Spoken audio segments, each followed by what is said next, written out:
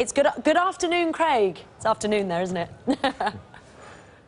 It certainly is. I've just been speaking to Lewis Hamilton in the last few minutes. A steely determination about him. This is a man who has lost and won world championships in final day of the season deciders previously. The scenario for him at the moment is if he finishes second in the last two races, that's good enough. And I put it to him, would he be driving with that in mind?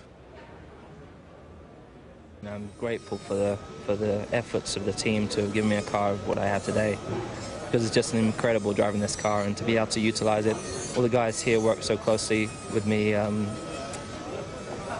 I mean, every race now is really a bonus, and you know, having the amount of wins I've had this year, I still can't really believe it, but it's been a dream. And you know, these next races, I can't approach it any differently. I'm not going into these next races thinking, okay, I've got to finish second, but of course I should probably keep that in the back of my mind. 2007, I was leading the World Championship. I could have just finished fifth, but I wanted to win, and it resulted in losing the World Championship. So, of course, I've learned from those things, but ultimately I'm here to approach it the same as I have the previous races. I want to win.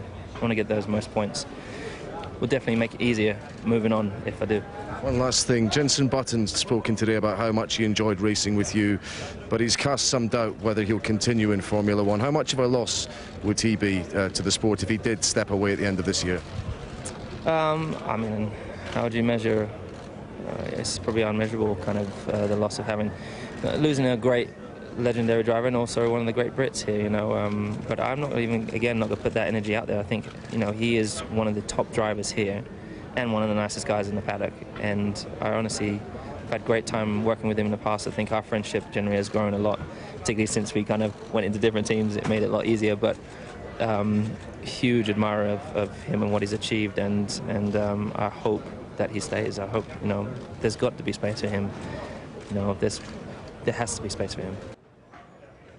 Jenson Button, however, not talking in those terms and actually admitting that were McLaren to come now with a firm proposal for him to stay on with the team next year, saying he couldn't be sure whether he would take up on that or not. If Button didn't drive next year, if Max Chilton and Marussia don't get back on the grid, that would leave Lewis Hamilton potentially as the sole Brit. And last year, remember, we had 4 British drivers. So even though he might be world champion, that would be a tough situation for motorsport in the UK.